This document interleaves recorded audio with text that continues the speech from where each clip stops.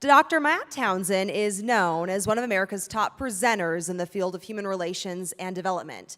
He completed his bachelor's and master's degrees in the field of communication with an emphasis in conflict resolution.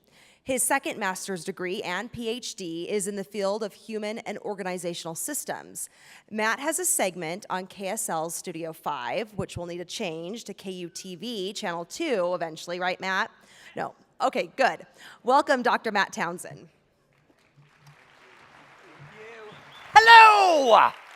Oh, I love that music. Did they play that for me? That is my favorite. Oh, that's I was just back there dancing. How are you? Have you learned a lot or what? Okay, we're halfway through, so get ready. Here's the deal. Oh, and then, are you kidding me? Jeff Griffin, are you kidding me? Jeez, that was cool. Okay. Greatest night ever, really. And then backstage, they're all just hanging out. We're partying. Just wanted to let you know that because nothing's going on back there, really. Here's the deal. I love my kids. I got 6 of them. Beautiful gifts from heaven. Think they're amazing. But when Jenny Oaks Baker says sometimes her kids fight, I was like, yes, me too. My kids fight too. And this is Herbert. If you need like a family talent group next year, I got one. We don't do all the music stuff, but if you need a family to eat cereal like in a voracious way, and then run out of milk and then have a little fight about it, we're here for you, okay? We will be here all night long. It's so cool. So here's the deal. As we've been talking about parenting all day, how many of you feel like you're nailing it? Why are you laughing? How many of you know you could do better?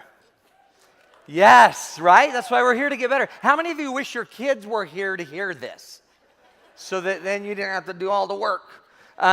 So one of the things I want to talk about, because I have 6 beautiful kids, and by the way, I'll show you a picture of them in a minute, and I'm even wearing a tie. I don't normally wear a tie because it's hard to breathe when you wear a tie.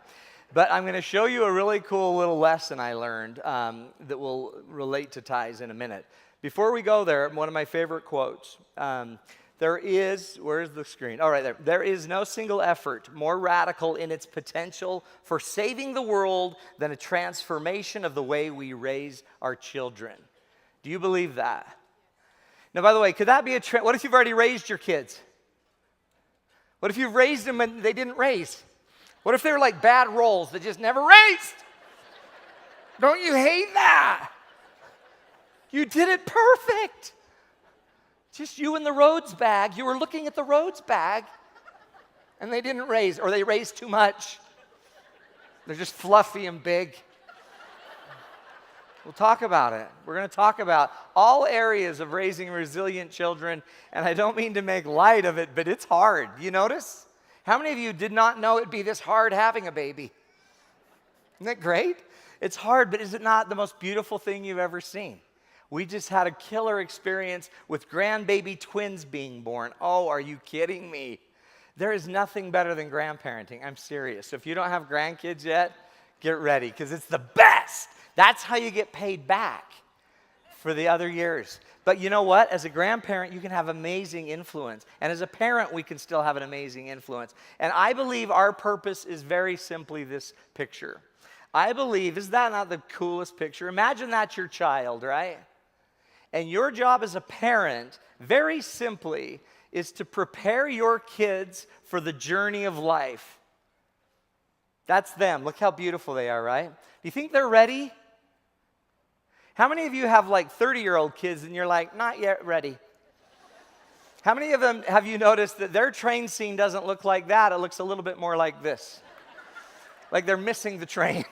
They're missing the train. Or how many, not like that, but it looks more like this. This is what my teenage kids all look like going off on their journey. 50 friends hanging on one train. It's kind of weird. And then I worry now with all this technology, how do you raise a resilient kid when nobody even knows how to connect? I hope she's not texting someone else, like her boyfriend, because her dad right there is going to be mad. It's hard, isn't it? But it doesn't need to be hard. I truly believe it can be easier. And it's not about a necktie. So we have a son that right now is in Osorno, Chile on an LDS mission vacation, a 2-year vacation. And that's what he thought he was doing. We kind of just went along with it because we just wanted him to go. And so we finally got him out there. And now we get these pictures back, and his tie, he's not dimpling his tie. You got to dimple it. Am I right, Gov? You got to dimple it. See, the governor dimples his. His is all dimpled up. You got to put a dimple in it and pull it tight. He's not. And it's probably because he only learned to tie a tie about 2 weeks before he left, so about 2 months ago. His mother never taught him to tie a tie. Women are too busy today to worry about tying the tie. So the dilemma is, and if you'll notice, that's my beautiful family, and then some stranger with a beard. I don't know where he came from. He's just a vagrant that walked into our family. That's my oldest son, and he's apparently growing a beard. But now he's at BYU, so the beard's off. No beard for you. But one of the cool things about the family, if you notice, pretty much the older three, so the one in the middle with the glasses and the bearded one and the one on the left, those are all now having to tie their own tie. Everyone else in the family, we pretty much go to dad to tie the tie. And what I've found is we are a very dependent family on tying. Everyone is dependent on me. So one of our goals of creating resilient children or resilient families is we want them to move from a state of dependency. Dependency is when you're deeply reliant on or being controlled by someone or something. We don't want dependent people or children. We've got to eventually make them independent. Now, right, it's going to be age appropriate, right? You're going to develop them at appropriate ages. We don't want them to do something before their time. But our goal would ultimately be to make them independent, to help them actually have freedom from the control and influence, support, or aid of others. We want our families to be independent, because once they're independent, they might leave. A man can dream, okay? Now, I say that jokingly because when they leave, I want them back. And then they come back, and I'm like, nope, you've got to go. You got to go. You really have got to go. And they're like, we can't afford it. Okay, I'll pay you. Go. If I pay you, will you go? And then we start paying them to go. They're still dependent. Our goal is to make them independent, but we don't want to make them independent. I want my boys to know how to tie their own tie. And you know what? I've been failing in it. I should be sitting them down. So when that last son went on a mission, the last 2 boys, all 3 of them gathered together, and we had the most impressive tie dimpling, tie tying ceremony you've ever seen. Now these kids, no one will ever undo their tie now. Everybody in our family is too lazy to tie it. They just undo it and take it off. Even I do that. And so one of the dilemmas is we're still a little dependent. Our goal, though, is to not just be independent. The United States, we're so independent, we need no one except everyone else to buy our stuff and everyone else to send us their stuff so that we can buy our stuff. We need something higher than independence, and this is really what our families are about, isn't it? We want to be interdependent. That's the quality or condition of being mutually reliant upon each other. I don't have to be with you, but I choose to be with you. And when 2 independent beings get together, you create some incredible harmony. That's our goal today, and I want to just show you that to create independence in a family and interdependence in a family, you've got to be different, parents. Now, we could just talk about the kids. So I'm going to run you through a model that will show you some tools, really, to help us be more independent. But I want you to think if you're independent. Because I realized recently, in fact, when Mrs. Herbert was just talking about Tigger the tiger and bouncing, that taught me a really important lesson. A lot of resiliency is about your ability to handle the bounce, handle the deal. And I wasn't going to tell you this story after Jeff's story because that's so traumatic. But I want to tell it to you because mine wasn't as traumatic as it was, I just think, totally memorable for my family. So we have this thing in our backyard. Some of you may have heard of them. They're called trampolines. And I'm a really lazy trampoline owner. I actually don't like to take my trampoline down in the winter. I've never seen a need for it, honestly. I don't even use the thing. So we get a lot of snow on our trampoline, and it stretches it out just a little bit. So we don't call it a trampoline at our house. We call it a tramp-a-hammock, okay? It's a really fun trampoline-like device with springs, and it just kind of sags. And so my kids, when they were younger, they were jumping we were off at the railing of the old deck house, down and onto the they tramp-a-hammock. had pulled the trampoline right over by And in my our head, I deck. thought, well, that's not safe. The parent in me said that. And then kind of the young boy in me said, kind of looks fun. Maybe I ought to try the tramp-a-hammock. And then apparently one of my kids sensed what I was thinking and said, hey, Dad, why don't you try it? So I thought, you know what? I'm going to try it. What's the worst thing that can happen? So I stand up on the railing, and as I'm standing on the railing, I'm thinking to myself, no, this really could hurt me. But then I thought, you know what? In high school, I used to work out. I'm good. So I stood up on the railing, and I'm looking at the trampoline, and I'm like, now how do you do that? Because I don't want to hit the middle of the trampoline and then fly off. That would be like catastrophic, and I don't want to look stupid for the little kids. So I decided I'm going to jump, and I'm going to try to hit closer to the springs that are near me. Okay? Now, not too close. I'm not an idiot. Oh, sorry, I'm not supposed to say that. Deborah said I shouldn't say idiot. But it's totally true, and I shouldn't say it to myself. So I'm sitting there, and I'm looking down, and I decided I'm going to hit this perfect X, right? I knew exactly where I was going to hit it. So I thought to myself, just take a step off, and just don't jump, just fall right on the X. Now, here's the coolest thing. By the way, the best news of this entire story is right here. When I jumped, there's that split second, by the way, that you think to yourself, don't do it. But it was too late, because I had already gone. And on my way down, I'm thinking, just hit the X. Just nail it. Nail it. And by the way, good news, nailed it. Nailed the tramp-a-hammock right where I wanted to. That's kind of when everything went bad, okay? Because right then, as I'm going down on the tramp-a-hammock, there was no resistance coming back. Normally, a trampoline would push back on you. A gentle resistance. But there was no resistance to this tramp-a-hammock. So it wasn't pushing back, but I was pushing down. And as I was pushing down, I was hoping for more pushback. And interesting, you may not know this, but your brain is actually calculating how close you are to the ground while you're not having any resistance. So it's like 3 feet, 2 feet, 1.5 foot, you're dead. And about a foot above the ground, I thought to myself, oh boy, there's nothing. So I just thought, okay, and the next thing I felt was, boom, just hit the ground. Not a big deal. Nothing like chips. Not a big deal. Except I did feel like a bolt of electricity go up my spine. And my mouth did slam shut, which hurt really bad. And so in that moment, I thought, ow, that hurt. And I didn't realize that this ride was just getting started. Because apparently what had happened to me, I was now pulled taut in a tramp-a-hammock. And my body was redirected to about 45 degrees. And as I'm just kind of tightening the tramp-a-hammock, I thought, oh, geez. And the next thing I heard was a foink, and it shot me over that middle area of the tramp that I was so worried about hitting. And over the springs and the bar on the other side, and I was like, I want to hit those. I'll hit those. But no, I just kept flying like an eagle.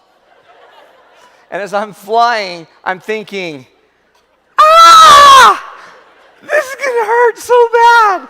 I knew I shouldn't have done this. But my real goal was to make a memory, and I think it was happening. And so while I was making a memory and my kids were watching me, and I'm flying, I'm thinking as I'm flying, just land it. Just flip your legs down and stick it. And put your arms up like Nadia Comaneci. I don't know if that's her name, but that's the one I'm using. And So as I'm thinking, just nail it, my legs were up above my head. And they were kind of way above my head. And so in my head, I'm thinking, yeah, I'm not getting those legs down. I'm not getting the legs down. The legs are not coming down, so I will not be nailing it. But what I decided to do is just run it off on my hands. It's fine. Keep your legs up, but just run it off on your hands. Because I'm thinking, I worked out a lot in high school. So there's got to be some payback for that. So as I'm going head down, I'm thinking just run it off and then maybe flip over and then nail it. And then the kids will be wowed and everyone will unite.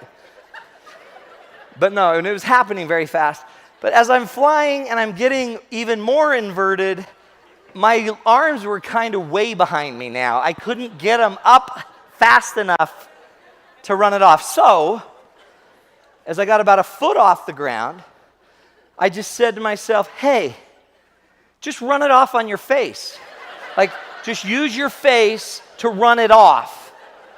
Right? Just run it off on your face, but close your eyes. Some reason I'm thinking I don't want to go blind here, but I wasn't thinking of it, but like the blind was really scaring me. So close your eyes and don't make that sissy grunt noise. Don't make the grunt noise that everybody makes when they hit the earth and all the air compresses out of their body. Don't make that noise because you don't want to look like a sissy when your face hits the earth. So I'm like, yeah, I'll just do that. I'll run it off on my face. And then, so the next thing I heard was, grunt noise. Oh, my legs curled up behind me, and I skidded across our lawn. Super resilient, by the way. Because the second my body stopped skidding, my brain said, get up, get up, get up, get up, get up, get up, get up. And I popped right up. And I'm like, you don't want to look stupid. And I didn't. So I walk off, and they're like, my kids are like, Dad, your leg's bleeding. And I'm like, quiet! I don't know why I was yelling, but I was really mad right then. Dad, Mom's going to kill you. I'm like, nobody tell Mom. I'm really sleepy. I'm going to go to my room. And I went right up and took a nap. And then my beautiful wife showed up, and she's like, are you okay? I heard, how was your trip? How was your trip? Did you have a good trip? My kids to this day think I can fly. They think I'm amazing. And I'm super resilient because it only took like 3 weeks to be able to walk. Can you imagine the memory you are creating for your children? How many of you intentionally create scary ones? Like just show up to the door like in your robe and let their friends in. Come on in. I'm his dad. My daughter's first date, she actually married the man. I think it was her only date now because it's the only one. I've ruined every other date. I only have one daughter and 5 boys, and so when my son-in-law came over to meet me for the first time, we spent a lot of time talking about how my daughter's lactose intolerant, and which interestingly isn't the case. It's not the case. So to this day, she still won't eat cheese in front of me. Here's a cool quote. It's easier to build stronger children than it is to repair broken men. Do you think as a parent we need to step up? So as we go through tonight, I want you to think about you. I want you to think about each of your kids as we go through this. And I'm not trying to tell you this to overwhelm you, but you've been given a lot of ideas today. And on the website, you can go and actually start to look back at all of the past videos from all of the past presenters. So there's a lot of information for you. Now, a lot of us get overwhelmed because we don't know what we should be looking for to make our children healthier and better. Well, your job is to get them to take a journey, not the journey I took, a healthier journey. A healthier journey. And to me, the journey is super confusing. Look at that picture. If you're sending your kids out into the world, that's what they've got to face. Which train do I take? Which track? Which line do I use for the phone? There's so much information. There's so many things we've got to do in our journey, and I want to show you that there's 5 ways and areas we need to be working on. We need to figure out a way how we can make our kids more mature and independent, okay? And here's how we're going to do it. First area we need to work on. We need to help our kids be physically independent. Physically independent means they need to start owning their own health. They need to own their own stuff. Do you know how many times I've talked to somebody and they come in and they see me and their marriage is falling apart, and I ask them, do you think you have anxiety? Because it looks a lot like anxiety. And they're like, oh yeah, I've had it my whole life. Okay, good. So are we doing, what are we doing about it? Oh, nothing. And I was just hoping it would kind of go away. Like a bad cold. We need to take advantage of our own intelligence. We need to take care of our own physical health. A year ago, last May, I was in the hospital because I had blown my gallbladder out. It really didn't come out, but it felt like it. And as I'm sitting in the hospital on a morphine drip, I had the most amazing vision. Then I realized, nope, that was the morphine drip. And then when I got out of the hospital, I realized something really interesting. I'm killing myself because I was doing a speech a week, or a speech a week at least, and clients every day. And I had a radio show on BYU Radio, and I was going there at 6:30 in the morning, and I had to be there till 2, and then I had clients till 7, and then I would go speak. And I was dying, literally. And it took my gallbladder and pancreatitis to say, let's not do this. And I've now quit my radio show. And I've now got a life. Well, my wife thinks I just sleep more. But I've got a life. 1 month ago, I started swimming. You know why? Because nothing tells you are not in shape better than wearing a swimsuit. So I decided I want to get in shape fast, so what's the thing that will expose me the most? A Speedo. So I passed up the Speedo, and I went to really baggy one-piece suit. It covers my shoulders, covers my whole body. And but I went from being able to drown half of one lap I could drown. Couldn't swim it, but I was drowning, to now I can do 70 laps and swim for an hour straight. Yes! Yes. And next week, I'm taking the wings off. So it's going to be big. It's going to be super big.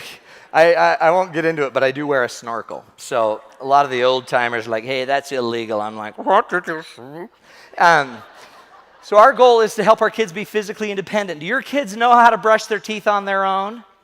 And do they still do it? Even when you send them to college? Do your kids still shower?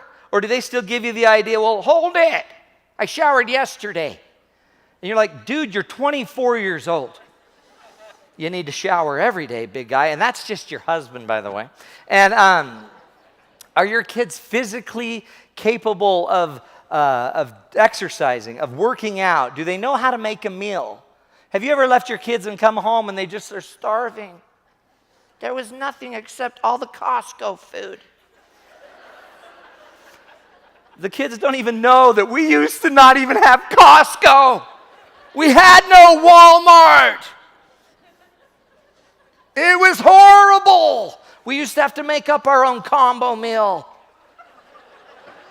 Do you remember that? Do you remember when they didn't even let us pour our own drinks? I miss those days. Are your children physically independent?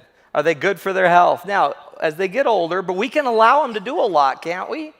The cool thing about our health, a healthy body and finances are like the engine that we drive in our journey of life. If you want your kids to have a healthy journey, you got to have a healthy body. And it's not going to be enough for you, mom, to take care of their body the rest of their life. In our family, my wife, just by habit, still wants to cut up all of our meat in tiny, itty-bitty baby bites. It's just a habit. But we've all got to let our kids start to make some of their own decisions, order their own meals, try more foods, do whatever it takes to create healthier kids. Healthy physical independence, we call this. Physical independence is the freedom created when one can provide for their own physical, financial, and welfare needs. Here's the question I want you to ask yourself, for yourself and for your kids. Are your children and are you becoming more self-reliant physically and financially? Are you self-reliant? Are you independent financially? Do your kids pay for their own dates? Do your kids pay for their own car? Did you hear Dr. Hawkins' example about the car? And the kids that are raised that way are smart enough and they become financially independent. They understand what it costs and takes to go to school. The next area is simply intellectual independence. Are your children able to learn on their own, and are they learning? Do they know how to learn? We have so many different ways online to gather information, but some of us don't know how to do it. We don't even know which information to trust. So a lot of us only go to one news outlet. A lot of us will only go to one search engine. A lot of us go to Wikipedia. A lot of us go a lot of places, and we don't even know what's on there. We don't know if this is the whole truth or half the truth or what it is. Are you independent intellectually? Intellectual independence is the ability to know when and how to learn new knowledge, skills, helps, and tools. Do your kids and do you know how to know? Do you know how to learn? Do you know how to look something up? The hardest thing with our kids today is if we say something, I have kids that Google it and then correct me. Do you remember when the only way your parents could be corrected was if you got spanked or you had an encyclopedia? Now your kids are like, well, hold on. Let me check that, Dad. Yeah, ESPN says no. You're totally wrong on that stat. What does ESPN know? Are your children really learning how to learn? Best way to let them learn how to learn is when they ask you a question, why don't you ask a question back? I don't know. What do you think about the answer before I tell you my ideas? Let them think. I don't know. Have you looked this up? Why don't we go figure this one out together? I just changed the oil in my car and forgot to put the oil cap back on. It's a slight problem. I was losing compression, and I problem solved it myself. I have children to this day that I'm sure don't even know how to open the hood. Whose fault is that? Once again, their mother. And she needs to change her ways. It's real. Are your children intellectually independent? By the way, are you? What was the last thing you learned of significance? Do you go home every day and talk about what you've learned? That's a great conversation we could be having. Listen to this quote by Dr. Patrick Carnes. A person who never learned to trust confuses intensity with intimacy, obsession with care, and control with security. We think intimacy just means intensity. We think somehow obsessiveness is caring for another. We think somehow controlling people is somehow going to foster our security. It's not, because the next area we need to work on is really social independence. Are your friends and kids socially independent with their friends? Are you independent with your social network? Do you know how to make a friend? Do you know how to give feedback? Do you know how to have conflict? Do you know how to talk and not have it go sideways and crazy? Independence is this sociability idea is super important on this journey of life. Think about the journey of life when you send your kids on their way. They better be learning, right? They better have health, right? And they better have friends. The partners are the ones that are going to make the ride fun, but even more importantly, the partners are the ones that are going to make the ride more safe. Do your children know how to make safe friends? Do they know how to be a safe friend? The definition of social independence is the ability to empathize and connect deeply with others and enroll them in the journey. Are your kids good at feeling for others? A great activity you could do is watch the news. All you need to do is watch the news. And by watching the news, you will see many moments where your children could be taught empathy by telling them more of the story. Do you know where I learned that? And I can't remember where it was, but it was with Governor Gary Herbert. We were talking, it may have been the last event that we did, but he had just been down in southern Utah when the flood took away a van with some members of our state. And Governor Herbert went down to meet with them and to mourn with them. And then he came back, I think it was that very day, and went to this meeting with us and was moved. He was moved by the loss of a citizen of the state of Utah. He cares. That's independence. It's what makes him a good leader, but it's what makes a good family. Did you see Mrs. Herbert up here waiting to hold Jeff? Did you see how emotional she got? How many of you got emotional? If you could get emotional watching it, guess what? You're getting it. You're a human being. You have mirror neurons, and when people are feeling, you can feel with them. We need to teach our kids to feel. They're too much on the tech that they don't feel anymore. Do you feel? Are you getting numb? Turn off our tech. Invite your kids to invite more friends over. Talk more about relationship issues. Have conflict in front of them and model how to handle it. Show them what it's like to be healthy. The question for you is simply, are your children learning how to empathize and build healthy relationships with others? And are you? Are you able to do it? The next area we need to have this independence in is not just the social, it's now the emotional. The emotional is really about the passion. Do your children have emotional intelligence? Are you teaching them emotional intelligence? If you haven't noticed, there are books, there are articles, there's research like Dr. Hawkins. There's so much awesome work that's going on in every one of these areas. Emotional intelligence is the ability to recognize your own emotion and lower it, recognize the emotion of others and lower it, and enroll people into your emotion. Are you doing a good job at that as a parent? Can you have an emotional moment and manage it? Can you fix emotional moments? How are you doing in that? And how are your kids? Are they emotionally strong enough? Are they able enough? What I love is the story about Corrie ten Boom. Remember Corrie, who was basically running one of the Christian undergrounds, trying to help Jews escape from Germany, and as she was doing it, one of the crazy things, they got her and arrested her and took her to prison, actually took her to a prisoner camp. And in the camp, she was sitting there in the barracks with her friends and her family and her sister, actually.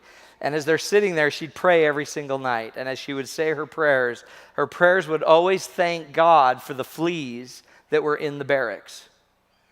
And Corrie ten Boom, her sister would get really mad at her. Like, why do you keep thanking God for fleas? There's nothing good about these fleas. Quit thanking God for the fleas. And she got mad at her sister and said, hey, we've got to thank God for the fleas because the fleas make it so the soldiers don't come in and check our barracks. And when the soldiers don't come and check the barracks, that allows us to have the Bible. That allows us all to read the Bible every single night. Corrie ten Boom understands something emotionally that's important, and she's also able socially to teach it to others and to enroll people into the thinking. Highly intelligent, emotionally intelligent people have the ability to enroll people into their world.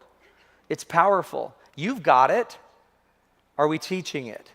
The kids need these tools. Emotional intelligence is one of the greatest. It's the awareness or ability to recognize, manage, and redirect our emotions and the emotions of others. The question very simply is, are your children getting dialed into the power and the push which comes from emotions? Remember, one of the number one motivators are our emotions.